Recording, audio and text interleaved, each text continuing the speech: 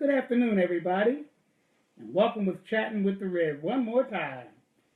We're glad that everyone is here today, and we're going to first say, before we get into our program at all, we want to acknowledge the fact that we hope that everyone enjoyed yesterday. Yesterday was Thanksgiving. Thanksgiving. I hope everyone was with family and friends and loved ones, that you enjoyed your day, that something wonderful happened and you shared wonderful stories, wonderful remembrances of those that have gone before. I know my wife and I, we were here and we had a nice dinner. We prepared the dinner. She mainly prepared it. I did my little mac and cheese, and we had a good time. And I hope that everyone had the same, that you were with those that you wanted to be with the most. Good afternoon to my nephew, Christopher Brose Jr.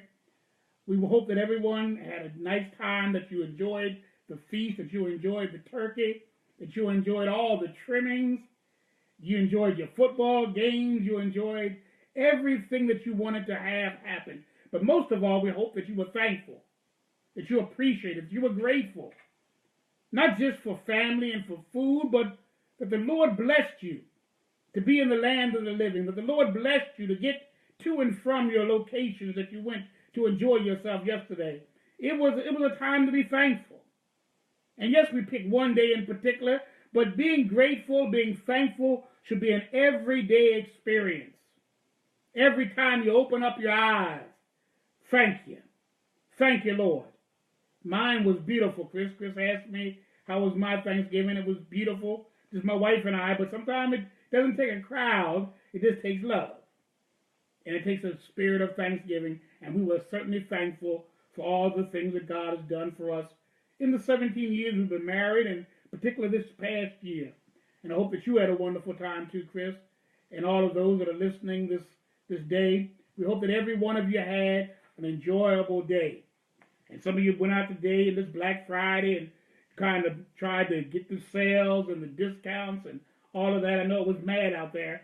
I saw some of the television coverage of it all, and it's madness out there, so I stayed in. I went to the grocery store. There was hardly anybody in the grocery store. Of course, I did go at 9 o'clock in the morning, but everybody was out to the department stores and to other stores buying their Christmas gifts and the like. We hope that you were safe, that there was no tragedy, that there was nobody trying to push nobody out of the way and all of that. You know, there's going to be time for all of that. We don't have to worry about those things. Don't be so commercial this year. Don't be so involved in trying to spend every last dime you have. We should be thankful even at Christmas time for all that the Lord has given us already. Everything that we've enjoyed already. He has blessed us, favored us already. His grace and mercy has sustained us already.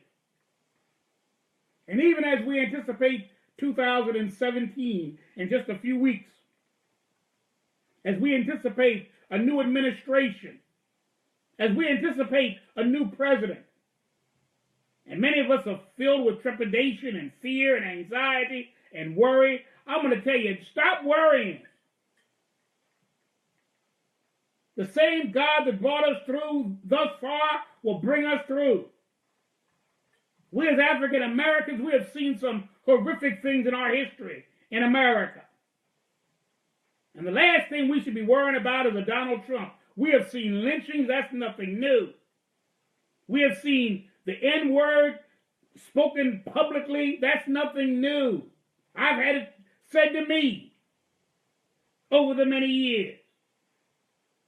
Discrimination is nothing new. Police brutality is nothing new. It's a part of our history, and we've survived it, and we're going to survive this. All I tell you to do is what Dr. Martin Luther King and the others in the civil rights movement, even Marcus Garvey and others even before that did. They organized, they got together, they strategized, and formulated a plan to help them survive. And more than that, to help them climb the ladder a little bit higher. Are we at the top of the ladder? Oh no, we know we're not there. Even with all the millionaires and billionaires that now call themselves African American, Still, we don't have the real power. We have a president. And people get that twisted. And I was talking to my wife and others this week. I said, in fact, I was talking to my mother yesterday. And I said, we get it twisted. A president is not an absolute monarch. A president is not a dictator. There's checks and balances in this government. That's why a president can be impeached by the Congress.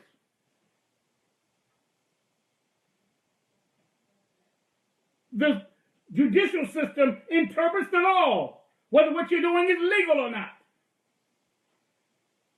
The Congress makes the law, and really all the president does is enforce the law. A president can veto a bill, and with 2/3 of the majority of the Congress, they can override his veto. See, let's get knowledge, folks. Let's get knowledge.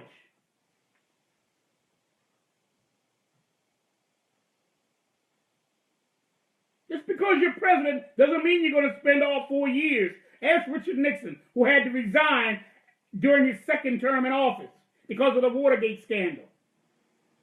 Ask Bill Clinton. He was impeached during his first term. He just won being thrown out of office by a few votes.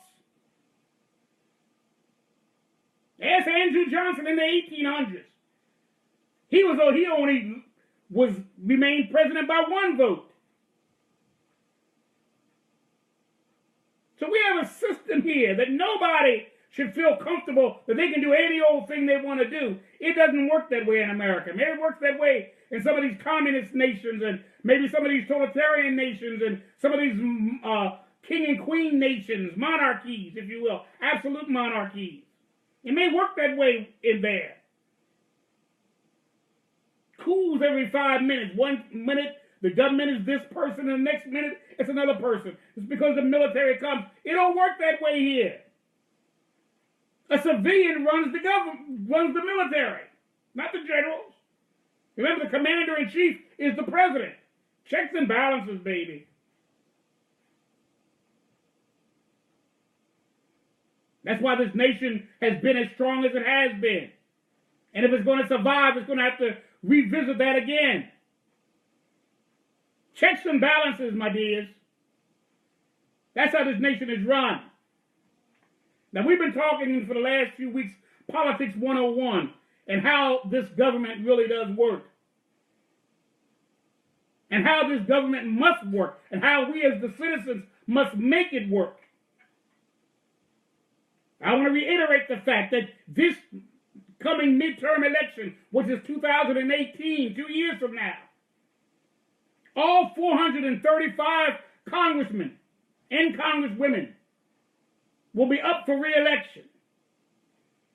Use these 2 years from the year 2016, 2017 to see what their record has been on issues that matter to you, that are of interest to you, and then vote accordingly. We've given you in the past how you get with your legislators. www.house.gov. Write them.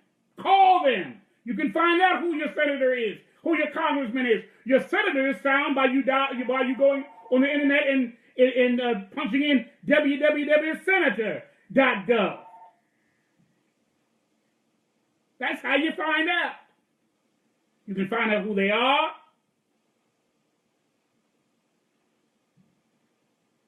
There's an app that you can put on your phone called Voter. Hello to my cousin, to Leah Miller. Smart Voter. That's an app for your phone. I have all this stuff right on my phone here.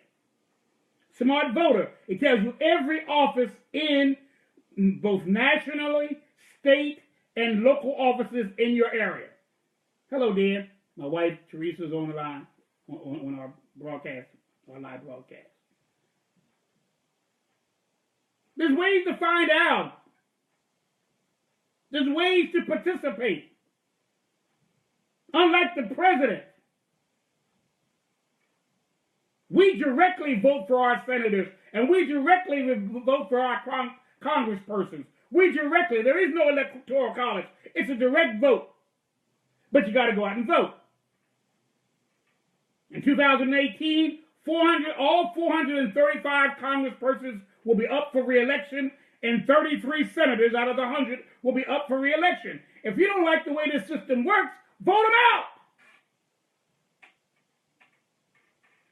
Vote somebody else in. Put somebody else up in these next 2 years.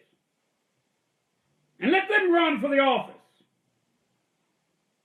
There's things we can do, but sometimes we become too complacent. We become lackadaisical after the general election is over and things subside. We had to protest. You don't hear much about that anymore. After all, it's going to be a thing of the past. What can we do to really affect real change? Hold these legislatures to the fire. Hold Donald Trump and his cabinet officers to the fire.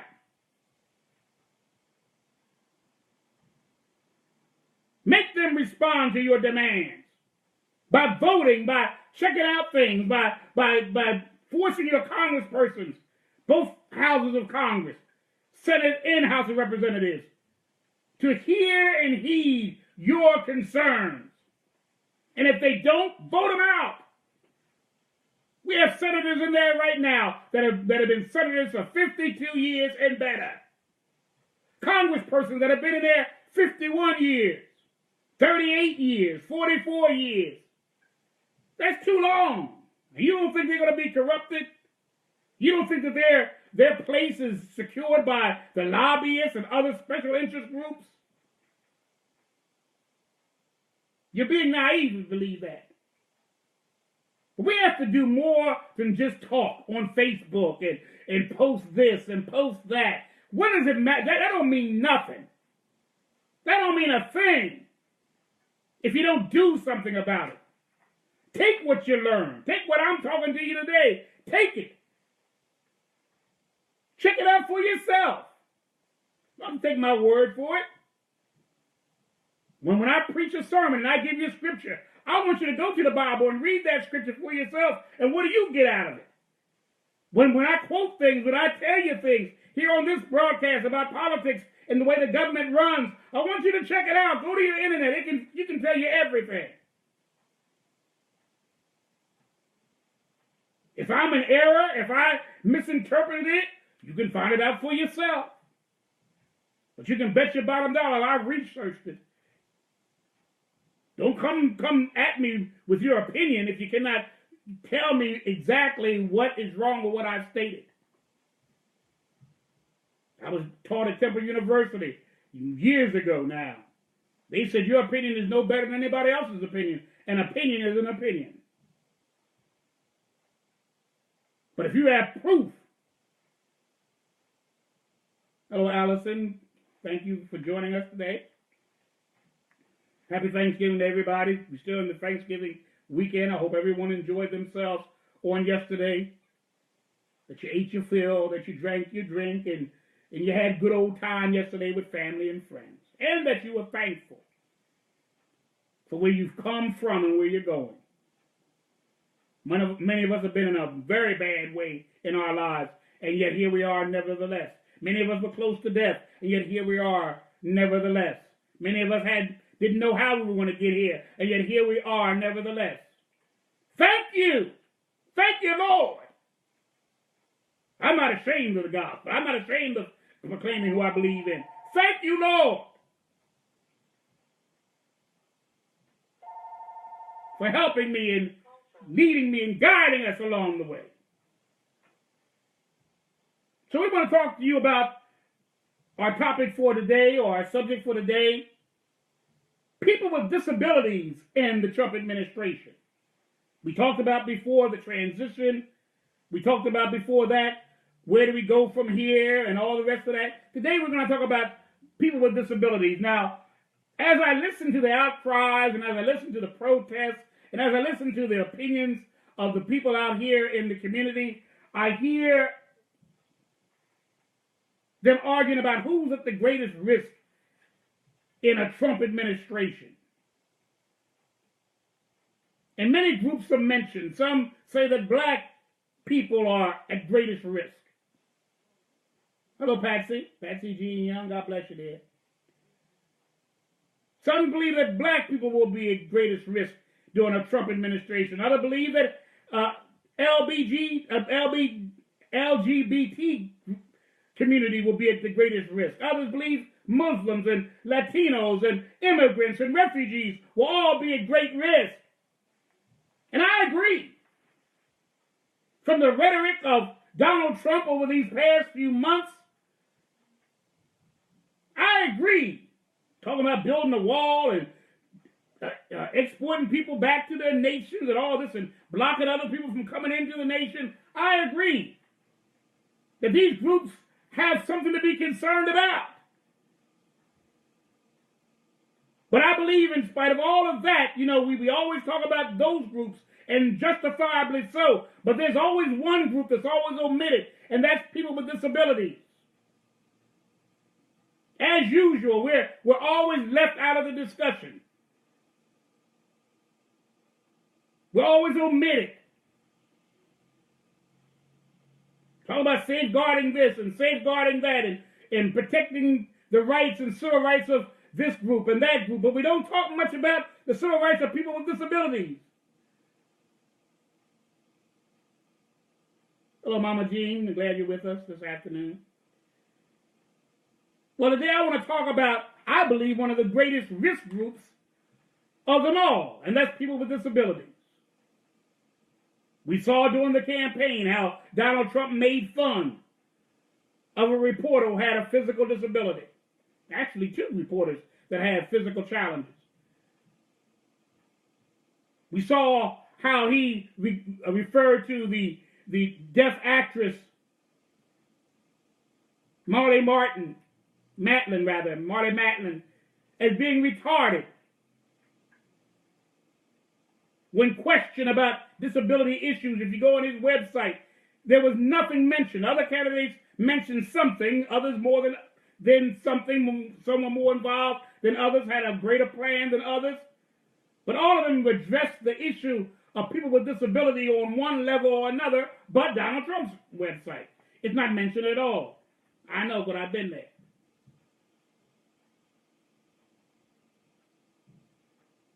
So is that an indication what he's going to do? Well, rhetoric is one thing. What enacting certain things is another. So what does his record show? He's not a politician. So what would he do? Well, he did say some things during the campaign. Hello, Paul Dillard. One thing that he said that he's going to deal with Medicare and Medicaid. He's going to make it a block grant for Medicaid rather. Right now, the government matches the money of the state and the local municipalities. He would do away with that. He would give each state a lump sum, and if they needed more, they would not be available. I'm going to read you some statistics that I think it's important to note. In 2014, Medicare spent approximately $151.8 billion on support services for seniors and people with disabilities. 53% of the money was spent to keep those receiving support in their own homes rather than in nursing homes or institutions. I have services from that. I have services because I have a disability and there's certain things I cannot do. And so instead of me being put in a home or an institution or other places where I would normally have to be, I have aides that come here and help me and assist me live in my own home. These services are a lifeline for people with disabilities, seniors, and their families. They can mean the difference between life or death. They can mean the difference between independence and being dependent. Just because I have challenges, mobility issues, that don't mean my mind is not able to function and to do whatever I need to do. You hear me every week here. You've heard me preach. You heard me speak. Why should I be denied the right to live where I can communicate my thoughts to others? Where I can be independent and go where I need to go and be independent in my own home. Not have to wait on someone to come in and give me food or whatever the case may be, because I can't do it for myself or there's nobody in my home that can do it. These are the kind of programs that'll be jeopardized. We don't know what Trump's going to actually do, but we know we can only go by what he said. There used to be an old adage, your word is your bond. We can only go by what he said. And what he said is he's going to do something about Medicare. He's going to do something about Medicaid. He's going to do something about Social Security. All programs that impact the lives of seniors and people with disabilities. He's going to do something about Obamacare, affordable health care. Now he's kind of wavering a little bit. He's going to keep a little bit of this. He's going to keep a little bit of that. But the basic program is going to be dismantled. And yes, there's issues with Obamacare. I think the cost per month is going to go up and all of this. But don't disband it. Don't just totally disregard it and dismantle it. Do something with the kinks and the problems and keep it where it is. I believe in universal care, in particular for children, for pre-existing illnesses. I had to retire from pastoring in the AME church because my church was too small to cover the high cost of my pre-existing illnesses. So I had to retire in order to get on a program, government program, that could be responsible for the cost of my medication, for my surgeries, for my treatments and the like. Shouldn't have to be like that. And it's going to return to those kind of days. Again, if not worse.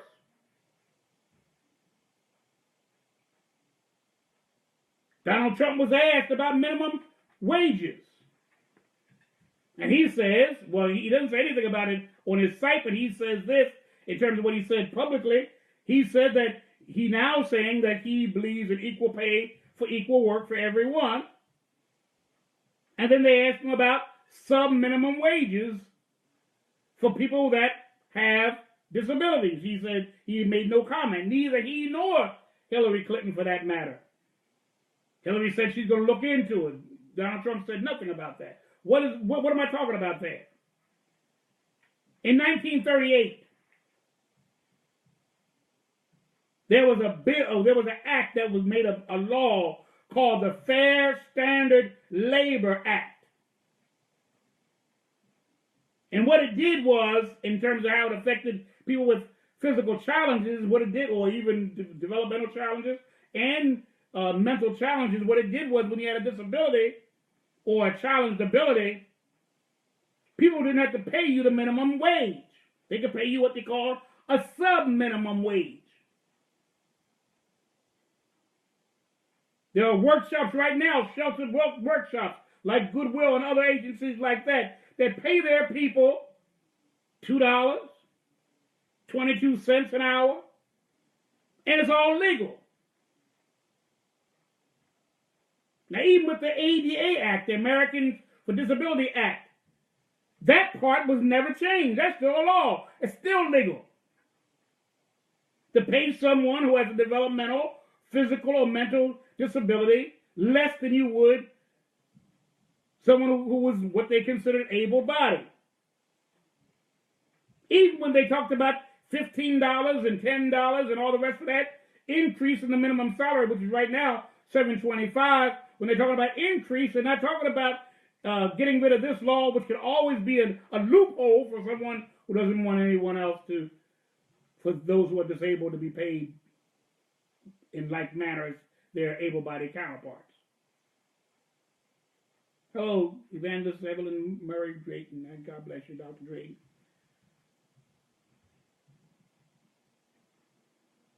So even if they increase it to $12, if they increase it to $15, of course that's not going to be done too much now because that was a progressive idea, and I don't know whether Trump or the Republicans are going to do that. But no matter how they increase it, no matter what they do, whether they make it equal for everybody across the board, women and men, and African Americans and their white counterparts, there's going to be always that loophole until we do something about the loophole.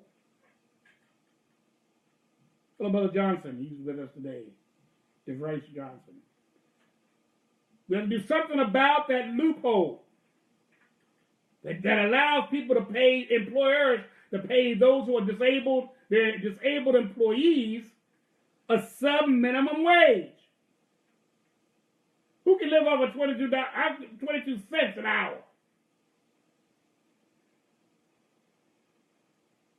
I don't care what they're doing. I mean, that's you might as well stay home. But that all has to be changed, or else, no matter what increase comes for the average American, those with physical, developmental, and mental challenges will always be subject to be paid not that, but a sub-minimum wage. It's frightening. It's frightening to think that we have this on the law books. And though President Obama has given an executive order that says anyone that contracted the federal government must pay all of their employees $10.15, nevertheless, there's ways to get around that through this loophole in the law. Executive order does not supersede law. Not supersede law.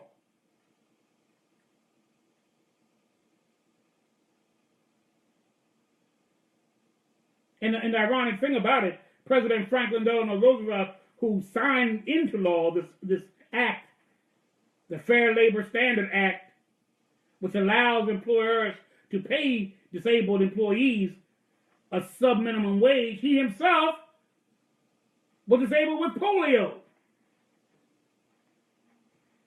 The head of the Goodwill Industries that pays some of their employees 22 cents an hour in Wisconsin, I believe it is, one of those northwestern states, I believe it was Wisconsin, they were paying the people 19 cents an hour.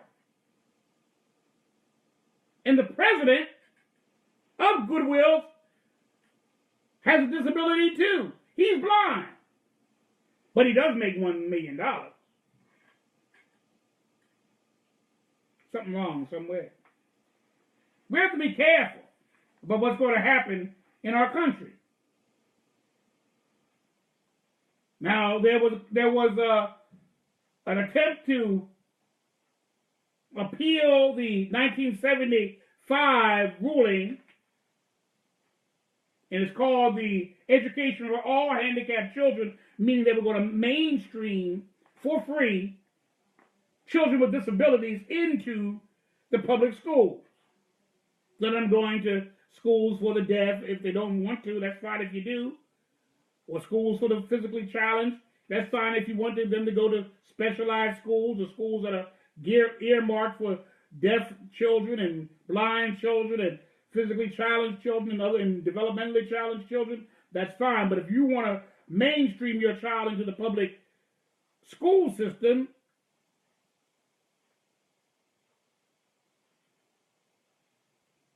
that may be challenged now. It was called the 1975 Education for All Handicapped Children Act. That's in jeopardy now. Everything that is law can be repealed, which means it can be revoked, it can be changed, it can be altered. In the 1920s, there was a law called prohibition.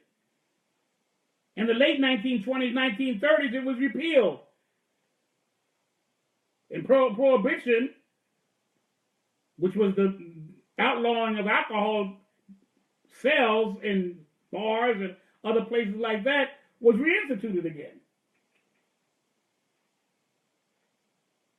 We have to be so careful. And we have to keep our minds on the prize. And as the liberals and the progressives and others look at the other groups that are in jeopardy, don't forget those persons who have challenged abilities. They too are in the target range of a Trump administration. I don't know what this administration is going to do. Trump is a businessman. He knows how to compromise. He knows how to wheel and deal. He knows how to negotiate. He understands he's not a politician. So hopefully the people that he surrounds himself with will be people that believe in justice and equality for every American citizen. Already there's been question about that. Some of his appointees, those who he's nominated to serve in certain cabinet positions, they have a bad record in the past. We don't know what this future is going to be, but what we do know is we better be diligent. We better keep our eyes open and our hands ready to vote, our hands ready to protest. And I don't mean protest getting out there with a picket sign. I mean protest by doing something. Remember 2018, by doing something, by getting on your internet and typing in www.house.gov and www.senator.gov, and then go to that site and talk to your representatives, your senators, and express to them your concern. Well, I don't know who my senator is. Go to those two sites. I don't know who my congressperson is. Go to one of those two sites and you will find out exactly who your congressperson is. And then you need to go, after you find out, you need to go to them, write to them, call them. Most time they have headquarters right in your neighborhood or not far from where you live. Go there and express your grievances. There's some sites that actually you can begin writing up petitions, getting signatures, sending that petition to the government agencies and to your leaders in government. There's things that we can do. And those who are physically challenged, developmentally challenged, mentally challenged, we need to organize apart from everybody else. There's 60 million of us. 60 million. If we would have voted in a block, we could have dictated where this country would go. I believe in voting. But I don't believe in voting in a vacuum. I don't believe in voting according to party lines and all that kind of stuff. I believe in voting for the best interest of the American people. And if that's an independent, that's what I vote. If that's a Democrat, that's what I vote. Very seldom have I ever voted Republican, not for the general election, though I have voted Republican in local settings. Very rarely, though, I must admit. But I haven't automatically voted Democrat in every instance. I believe that we vote for what's best for our nation and its people. And those who say this person can't win or that person can't win, they only can't win because you don't vote for them and support them to win. I'm going to be honest with you. I believe Bernie Sanders should have won. I know a lot of little sabotaging and this and that, but some of it is because we didn't vote for Bernie Sanders. We just thought it was impossible for him to win. He still almost beat Hillary Clinton, the party's choice. Won 28 states. That's a lot of states. Millions of votes. Much of the Democratic platform, of course, won't know, it won't be enacted now because the platform, it's still their platform, but they're not in power now. They're not in the power in the White House. They're not in power. They won't be in power in the Congress, neither houses. So we don't know how far that would have gone. But most of the policies and the plans within the Democratic Party platform were Bernie Sanders' ideas and his supporters.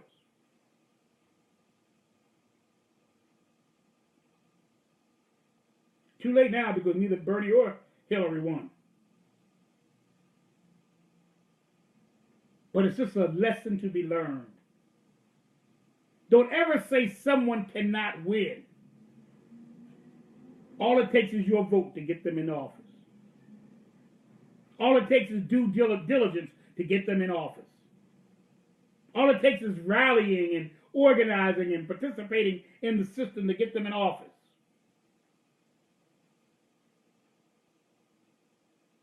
And so I'm going to be honest with you, and we, as people with challenges, we need to organize. And go after our own dreams and after our own aspirations. People that, black Americans, we need to do the same thing. I fall in both categories. We need to do the same thing. We take in $1 trillion as African Americans, we take in terms of money that we receive, whether it's through government agencies, whether it's through your job, whatever. We take in $1 trillion and we have nothing in our community at all because we spend it right out. And bring it back, send it back into a system, into a society that has oppressed us. We still supporting the very system that has oppressed us.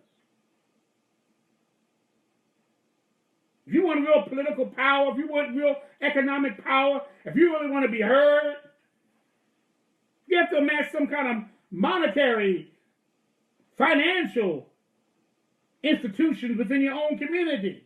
We need to support each other. And those who are employers and those who do have businesses, we need to accommodate our own people.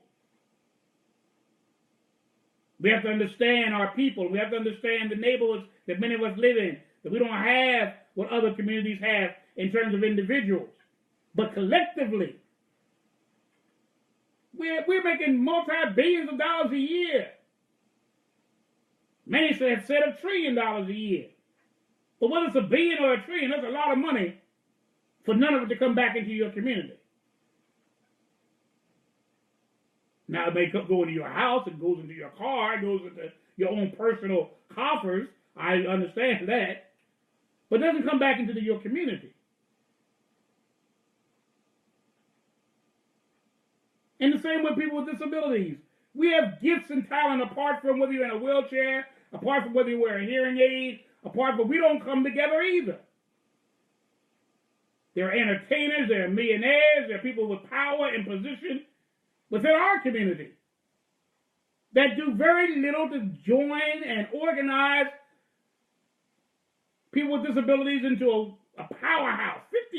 60 million people. And a very small portion of those people are bedridden or unable to function intellectually or whatever. A very small portion compared to the 60 million. And there's 1 billion people in the world with disabilities.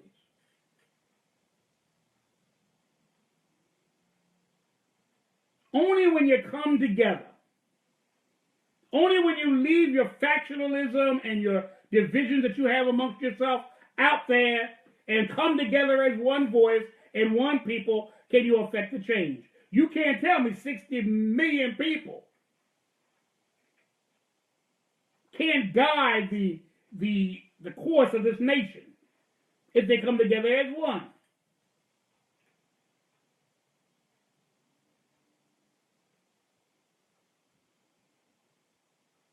Tens of millions are registered voters. But everybody does their own thing, and everybody's pushing for their own program. And if you have this disability, that's the one you support. If you have that disability, that's the one you support.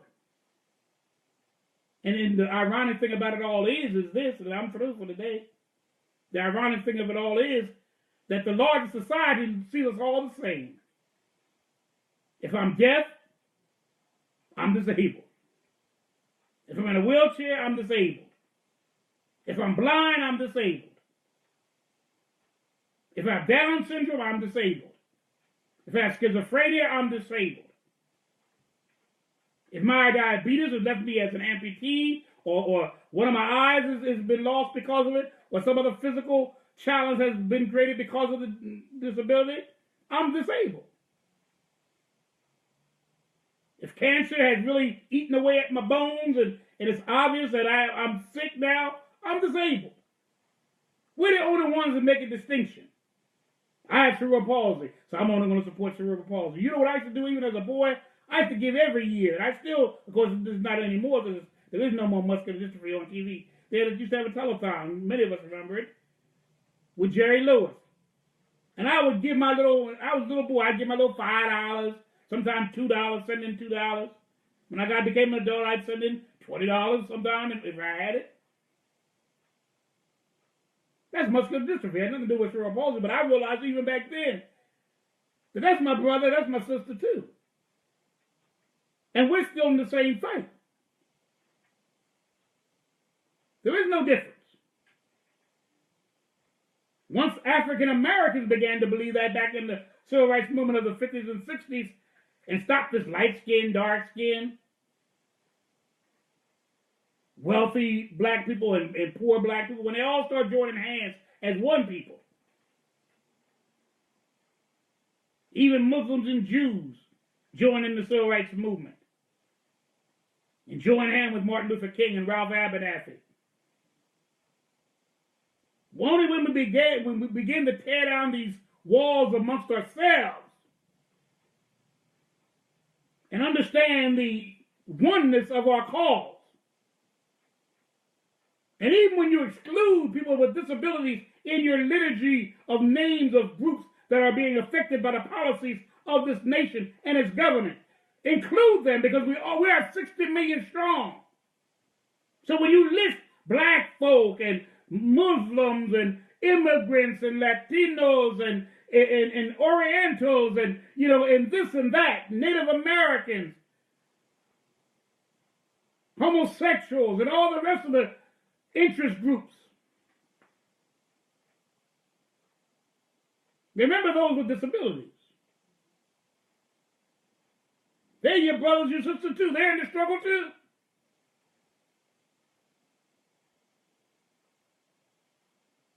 And I'm going to be honest with you, even poor whites, they don't even understand they're in the struggle. They don't even realize it. The poorest state in the Union, Mississippi, one of the poorest states in the Union, Mississippi,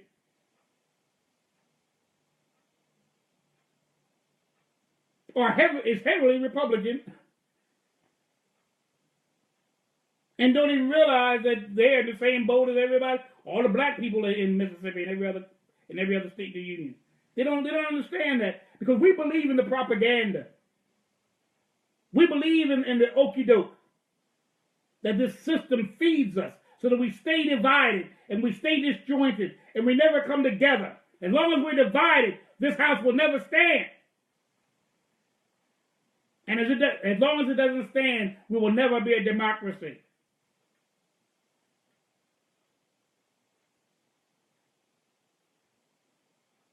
We will always be a government of a few and never a government of the people, by the people, and for the people.